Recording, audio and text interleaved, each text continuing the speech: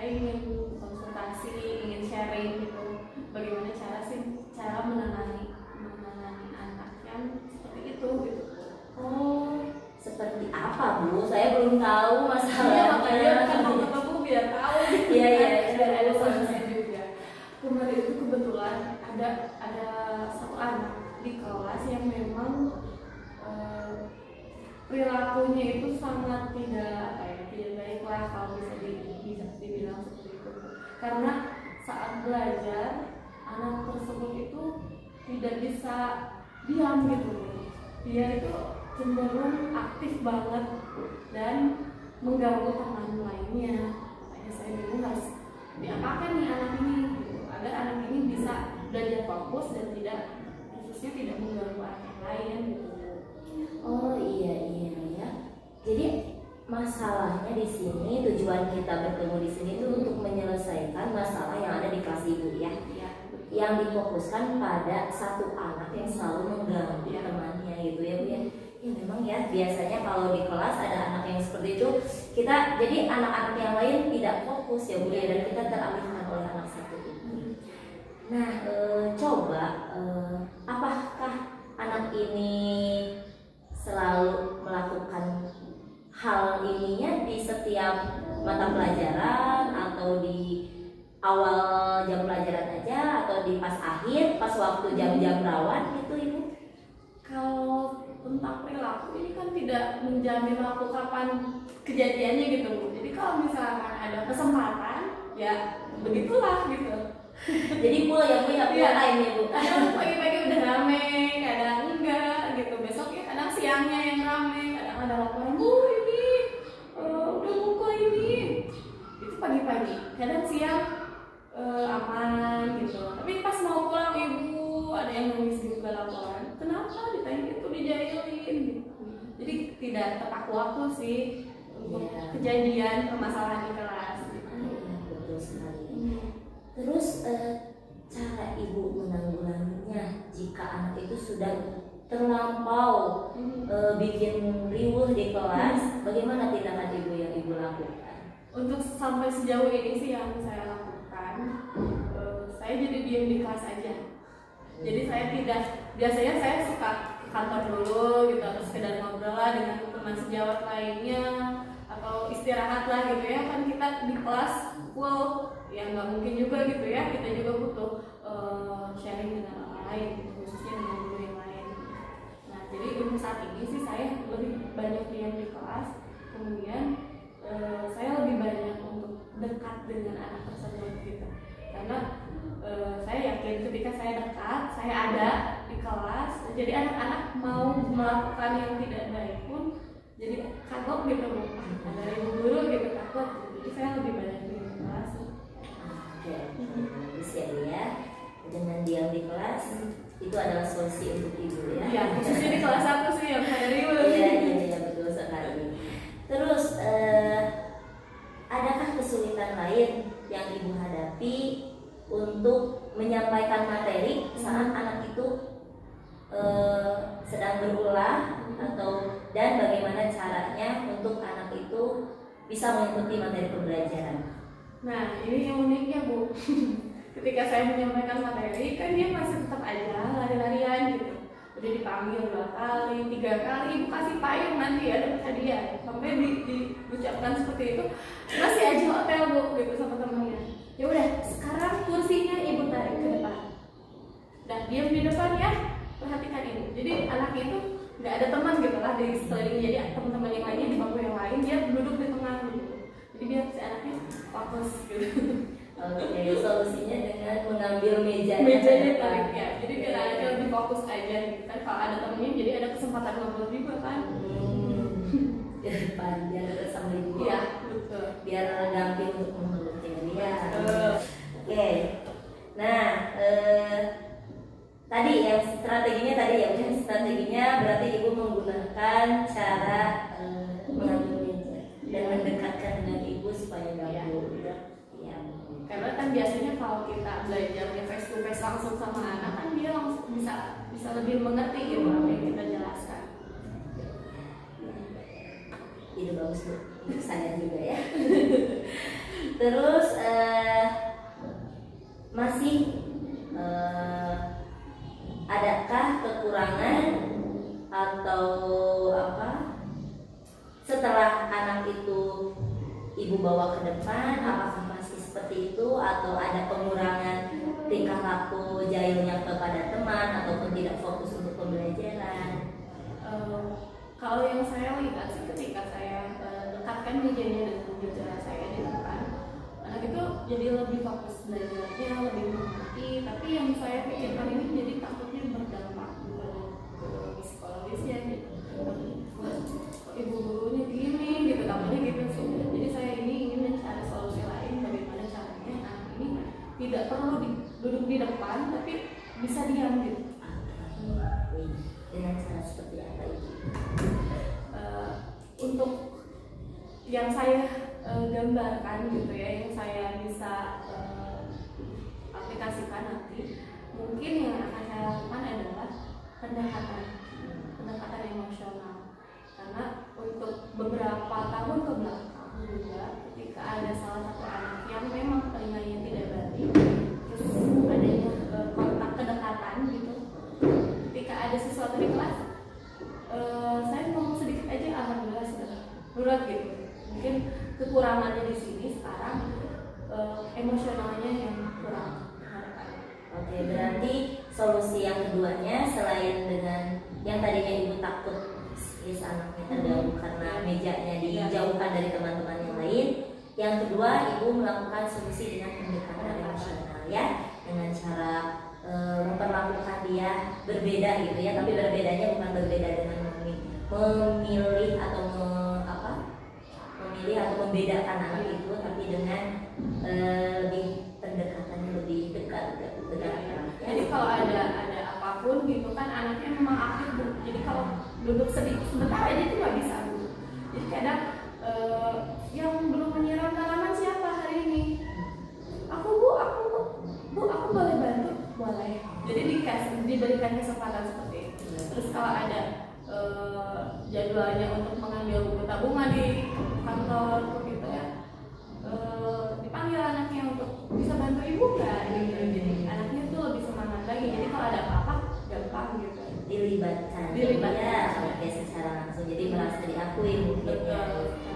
Oke. Apakah kegiatan itu akan ibu terus lakukan untuk tahap selanjutnya atau hanya untuk sampai dia mengerti udah aja gitu atau terus aja? Enggak, terus saya lakukan karena yang namanya emosional kedekatan apalagi dengan anak kelas 1 itu memang kita ini kan ibaratnya jadi ibunya juga di sekolah kan. Kalau kita ini aja udah nggak peduli ke anak, udah nggak dekat, pasti anaknya juga bakal punya sifat yang acuh gitu. Padahal kan di dalam pendidikan sendiri kita ini kan harus memberikan pendidikan ke anak bahwa anak ini harus punya rasa empati ke orang, harus punya rasa tanggung jawab gitu kan. Makanya kita juga harus memberikan contoh dengan cara kita ini dekat dengan murid. Mungkin percakapan kita di pra observasi ini mungkin bisa kita ambil ya Bu ya, kesimpulannya.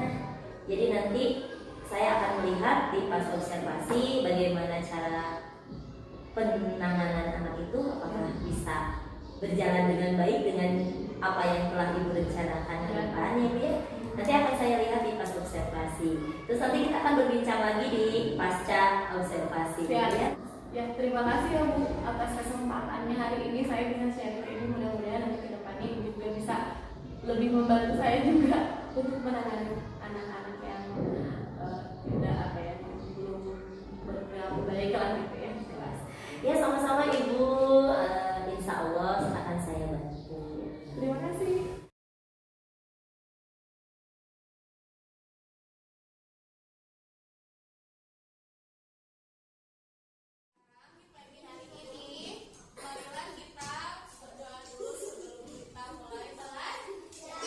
Sekarang yang mimpin doa untuk belajar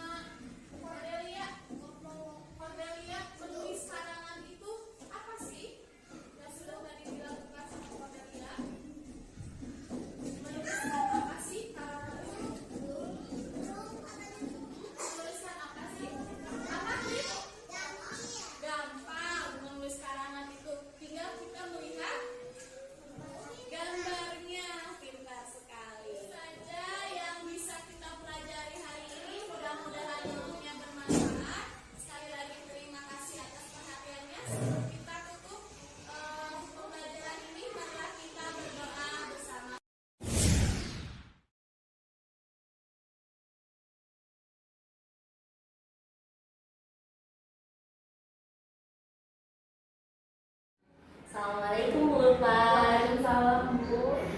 Kemarin kan kita sudah sempat berbincang ya, bagaimana cara menangani proses pembelajaran di kelas Bu Ulfa yang banyak trouble-nya ya. Terus saya juga sudah melihat observasi. Nah, sekarang saya mau bertanya, bagaimana hasilnya setelah Bu Ulfa menerapkan strategi yang sudah Bu Ulfa rencanakan dari awal? Nah, kemarin kan saya sudah bilang ya Bu, bahwa yang pertama akan saya lakukan adalah memisahkan anak dulu terlebih dahulu dari lingkup temannya yang bisa diajak bicara. Saya sudah coba mejanya dikedepankan dan alhamdulillah kita mulai fokus. Kemudian juga dengan cara pendekatan emosi, alhamdulillah sekarang anak tersebut jadi lebih apa ya? Ketika saya berbicara, dia lebih cenderung diam gitu dan memperhatikan. Namun di sisi itu, ketika ada satu perubahan yang baik terhadap anak tersebut, tapi ternyata ada anak yang lain muncul dengan karakter yang sama gitu. Oke, ternyata strategi yang awalnya hanya untuk satu anak yang mengganggu itu ya Bu, sudah baik, sudah bisa diterapkan. Peningkatan akademiknya bagus, prestasinya meningkat, jadi alhamdulillah sudah baik. Jadi masalah awal sudah terpecahkan, tapi sekarang muncul lagi masalah baru gitu ya Bu. Oke, apakah masalah baru ini hampir sama dengan masalah yang pertama? Iya, hampir sama. Karena anak ini tuh kayak jadi berkaca dari temannya itu gitu. Jadi ketika belajar ngobrol temannya, terus ngeganggu temennya lagi nulis, coret atau apa gitu ya. Dan itu sering dilakukan. Saya mencoba untuk menerapkannya lagi. Sekarang lagi proses sih, soalnya kan untuk membangun emosi dengan anak itu kan tidak cukup 1-2 kali ya. Oh, jadi Ibu mencoba menerapkan strategi yang awal kepada anak yang memang sudah berubah dan sekarang diterapkan kepada anak yang satu lagi nih yang membuat ulang lagi ya. Strategi ini akan Ibu samakan atau akan ada perbedaan? Mungkin ada perbedaan sedikit karena kan setiap orang, setiap anak memiliki perbedaan ya, dari sikap, dari cara kita harus menangani anak itu berbeda. Oke, berarti strategi yang awal sudah Ulfa terapkan itu sudah berhasil kepada anak yang memang hanya satu ya awalnya, dan sekarang anak itu sudah berubah. Namun muncul lagi anak yang baru, tapi Ulfa akan menerapkan strategi yang berbeda, namun penerapannya akan melihat ke kasus yang pertama seperti itu ya Bu Ulfa. Apakah Bu Ulfa sudah merasa puas dengan strategi yang Bu Ulfa terapkan? Sejujurnya sedikit puas, tapi saya rasa masih harus ditingkatkan lagi ya, karena yang namanya perubahan anak itu kan jadi kita harus tetap memberikan stimulus lah gitu ya pada anak agar tidak berubah lagi. Jadi tetap kita harus membimbing anak tersebut mengarahkan lagi dengan lebih baik. Dan saya juga merasa bahwa untuk mendidik anak ini adalah merupakan kewajiban saya. Saya harus memberikan seoptimal mungkin apa yang saya bisa. Oke, terima kasih Bu Ulfa sudah menjadi guru yang hebat dan baik untuk anak-anak.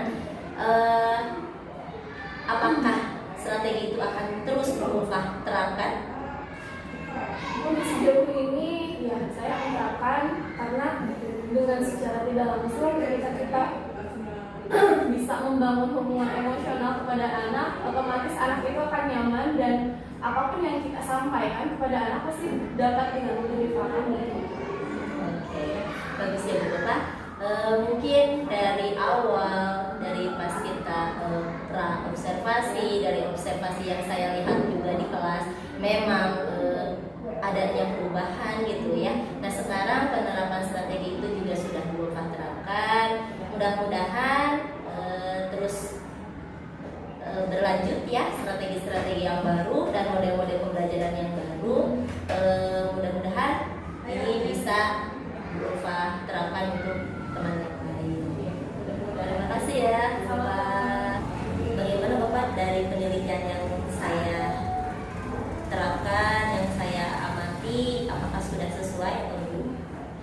dari ini ya, maaf ya Bu, Ya. dari pembicaraan barusan, ya, mungkin sudah ada komitmen kan dari awal bahwa Ibu Ulfa sebagai rekan sejawat Bu Devi mengalami masalah di dalam kelasnya dan minta diobservasi tentang cara menanganinya, apakah sudah benar atau tidak. Hasil bacaan saya barusan, Bu Ulfa pada prosesnya yang dilaksanakan kemudian diamati oleh Bu Devi, ternyata hasilnya strategi yang dilaksanakan Bu Ulfa itu memang tepat, ya, untuk menangani kasus yang satu. Tapi ternyata muncul lagi kasus yang lain. Memang benar boleh. Strategi itu terus dilaksanakan, tapi jangan lupa juga kepada anak yang tadi, jangan ditinggalkan juga. Nanti takutnya dia berubah lagi. Terus dimotivasi, terus diberi stimulus seperti kata Bu Ulfa tadi. Memang benar. Pola pembelajaran yang berdiferensiasi itu memang seperti itu. Ya. Seperti yang sudah saya utarakan juga ke Bu Devi di kelas Bu Devi, seperti itu.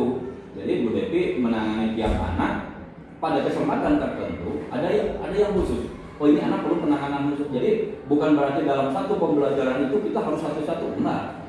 Jadi bukan lepas secara semua klasikal itu, tetap kita mengajar klasikal. Tapi pada saat-saat tertentu ada yang anak yang memerlukan perhatian khusus, kita berikan perhatian. Memang betul. Nanti kalau muncul masalah baru boleh strategi itu terapkan lagi. Tapi mungkin kata Ibu tadi kan sifat anak tidak sama, kan? Mungkin ada strategi yang lainnya. Memang bagus. Apa yang dilakukan oleh Bu Devi memang sudah sesuai dengan alur coaching yang dilaksanakan. Memang seperti itu. Cara Bu Devi menggali potensi juga barusan kelihatan bahwa memang yang menentukan strategi Bu Ulfa sendiri kan, yang melaksanakan juga Bu Ulfa. Jadi memang benar kata dalam coaching seperti itu. Dan saya harap Bu Devi bisa menerapkan bukan hanya ke Bu Ulfa, kepada rekan-rekan yang lain pun sama. Nah, sehingga nanti ketika ibu kepala sekolah melaksanakan supervisi ke kelas, tidak terlalu mengalami kerepotan, tidak mengalami kesulitan dengan guru yang ada di Al-Bayyinah ini.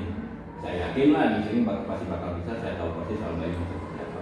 Cuman harapan saya nanti Bu Devi bisa menerapkan coaching ini bukan hanya ke Bu Ulfa, kepada guru-guru yang lain, dan Bu Ulfa pun silakan. Misalkan kalau mau, iya saya mau ada rekan lain yang bertanya ke Bu Ulfa. Tapi saya pernah kok bersama Bu Devi melaksanakan ini. Saya mau mencoba membantu rekan saya. Saya punya strategi ini, kemudian saya tularkan kepada guru yang lain. Boleh silakan. Jadi bukan murni hak Bu Devi saja menerapkan coaching ini, enggak. Semua yang ada di Al-Bayyinah ini boleh melaksanakan. Kalau misalkan Bu Devi yakin, Bu Ulfa yakin, cara saya ternyata memang bisa menanggulangi masalah anak yang troublemaker misalkan di kelas. Bisa saya tanggulangi dengan cara seperti ini. Saya juga coba, ada rekan saya di kelas lain yang mengalami yang sama. Saya coba terapkan, nggak ada halangan kok. Mendikbud itu seperti itu. Jadi yang diminta itu guru bergerak itu bukan hanya satu. Kapal yang namanya Indonesia ini baru bisa maju kalau setiap guru di Indonesia mau melakukan perubahan. Jadi bukan hanya Bu Devi, kasihan Bu Devi mau menggerakkan, jangan menggerakkan Indonesia, menggerakkan Al-Bayyinah aja. Kalau dibebankan ke Bu Devi sendiri, kasihan. Boleh Bu Ulfa melaksanakan juga hal yang sama seperti itu. Dan jangan sungkan-sungkan kalau misalkan menemui kesulitan, bertanya kepada Bu Devi, bertanya kepada rekan yang lain, kita mulai terbuka. Nah, kembali lagi ke Bu Devi, coaching yang dilaksanakan oleh Bu Devi memang sudah sesuai. Meskipun saya tidak ikut serta dalam pra observasi, kemudian pada pelaksanaan observasi dari dialog barusan, saya bisa melihat, saya bisa menangkap bahwa benar mungkin pada taraf pra Bu Ulfa sendiri kan yang mengemukakan ke Bu Devi bahwa punya masalah apa, mau diobservasinya pada poin yang mana kan gitu, pada awal perannya begitu kan. Nah, meskipun saya tidak tahu, tapi saya bisa menangkap seperti itu. Kenapa? Karena Bu Ulfa sendiri yang mengutarakan tadi. Bu Devi hanya memancing, menggali apa yang dimiliki oleh Bu Ulfa. Yaitu memang sudah sesuai. Bu Devi sudah melaksanakan coaching di SD ITL Baiman, mudah-mudahan bisa dilaksanakan juga kepada rekan-rekan sejawat yang lain. Itu mungkin yang bisa saya sampaikan. Terima kasih Bapak dan Bu Ulfa sudah membantu saya.